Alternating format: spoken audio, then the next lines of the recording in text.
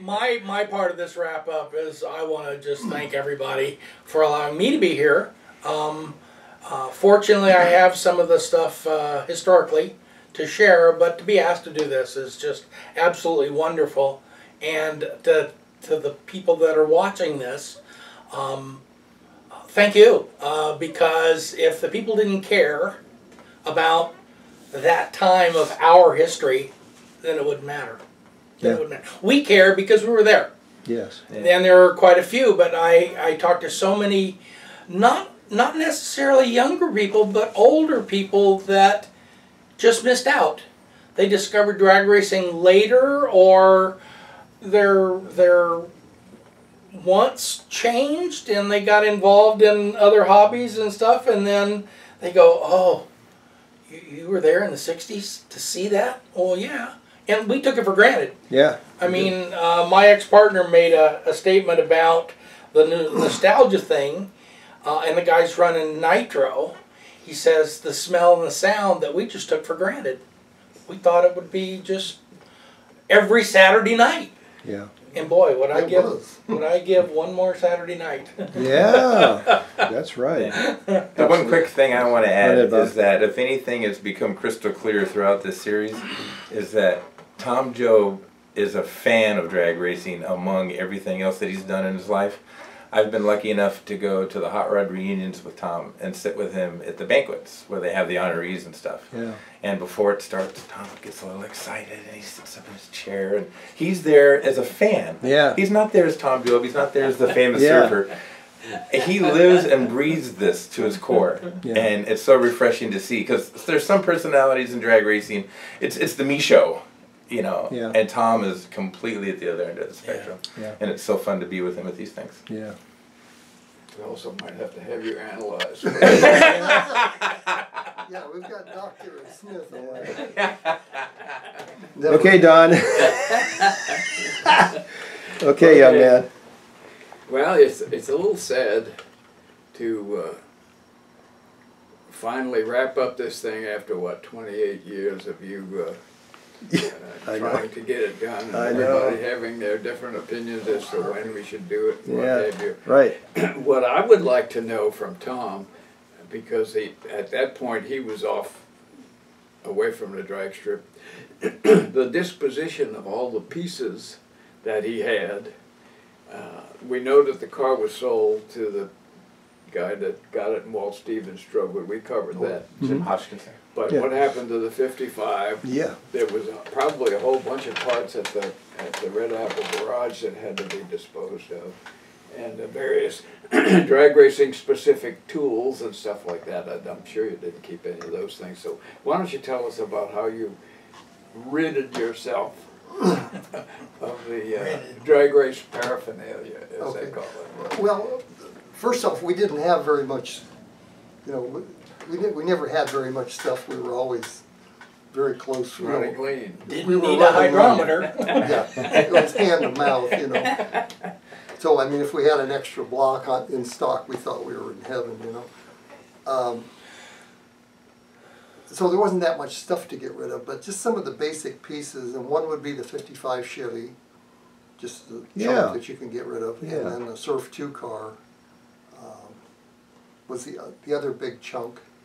And then a lot of what we owned was going to be used, we were already kind of moving towards sports car racing. And so all of that, you know, all your equipment, your tools, all that stuff just carries over. Just carries over, yeah. Now you built this car down at Hannah's shop. And No, it's at RCS. No, RCS. At the RCS but I mean, you did the body and stuff down at Hannah's, right? Yeah, Hannah did it. We just stood around and went, ooh, oh, wow. Because I understand that when you got all done and Bandel gave you the money, you gave it to Hannah. Yeah, we just paid him so we wouldn't be giving, we didn't want to give away what he gave us. I hear you.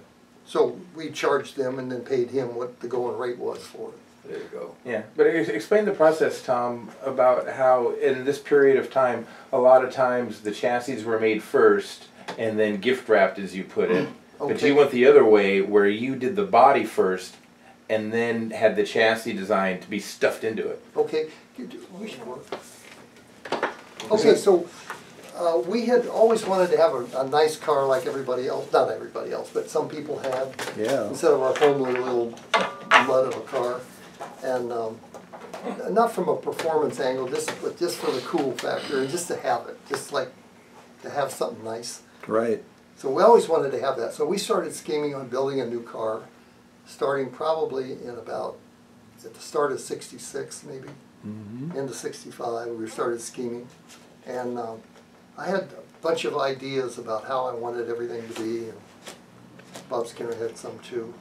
And one of them was, I wanted to build some different front wheels. I built quite a few front wheels. And there were no front wheels that matched the picture I had in my head, so I just made what was in the picture I had in my head. And Hold that still for a second so I can see that real clear.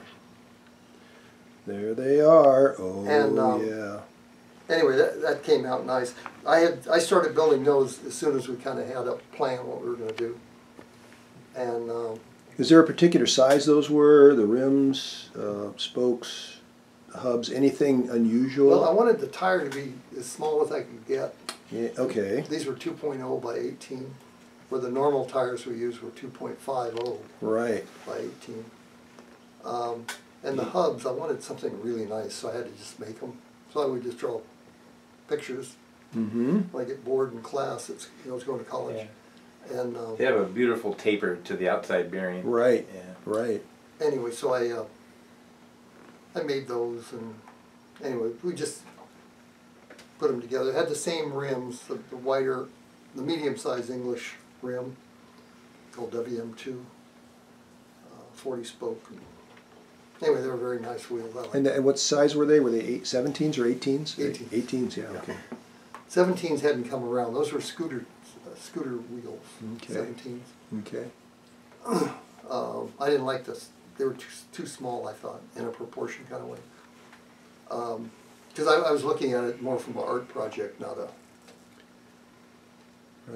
a performance. What you dreamed of. Yeah, what I dreamed of, yeah, Yeah. just from an art standpoint. And in school, my major was mechanical engineering for a major, and my minor was art. And that was just the connection between the two things always fascinated me. Because things that look right usually are right. Anyway, so we build this car. We start to build this car, and so Bob Skinner and I got talking about this, and most of the cars were not designed to have a front body section where it was going to be covered up. And then when they started covering the front up, the frame wasn't in the right place, so by the time you covered it up, it was going uphill, and it just looked, they were too fat. And anyway, Kent Fuller was busy trying to solve the same problem in his own way, and way ahead of me. I'm just kind of in his shadow, you know. And so we thought, well, why don't we do it backwards? We'll go see Tom Hanna, the king of the tin benders, and we'll ask Tom, where should the frame be, so that you can gift wrap our elephant and make him look slim and trim. And so we did that, and Hanna had never had anybody approach him with that. Usually they bring their ugly frame in and say, make this look really racy and nice. I make this pretty. And he'd say, I can't gift wrap your elephant and make him look slim. Anyway, so we did that in cooperation with Tom Hanna, and then we made the car in all the little detail ways we wanted it, so that so he could build a nice body, which I obviously did, and I wanted it to be real slender and thin and nice and all that. I mean, to the point of being kind of dumb. It was too slim and too. It was gorgeous. Drivers had a hard time fitting in it. Is that? Drivers had a hard time fitting in it. But anyway, the car still exists to this day. Yeah. Because it was never really raced in anger. It was more of a collector item for the people who bought it, the Bandel brothers.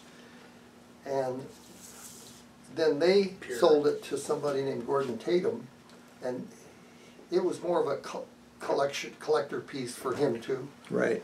Even though he went to the drag strip and made a few passes, all that. So it was functional art.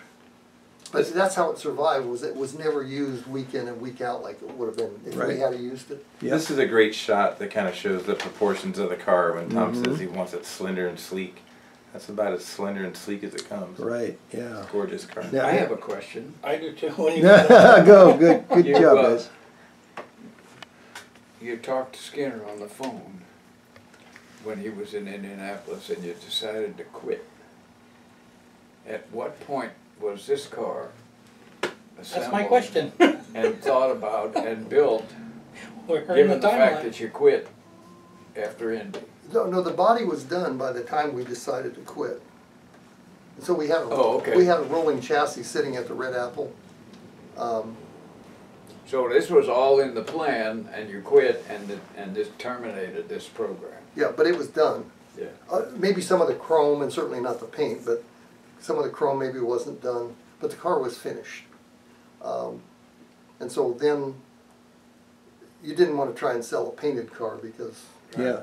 So when did the Bandel brothers come in? When did they find out about it? We put it in Drag News, ad to sell it. Bare metal picture, that kind of a thing, or what'd you have? Boy, I don't remember whether there was a picture or Probably not. just a description. Probably just a description. Rod's thinking about it right now. Yeah, I don't remember ever running across that ad, but I guess I'm gonna have to Yeah. Back to work, McCarroll. see if it's still for sale. Yeah.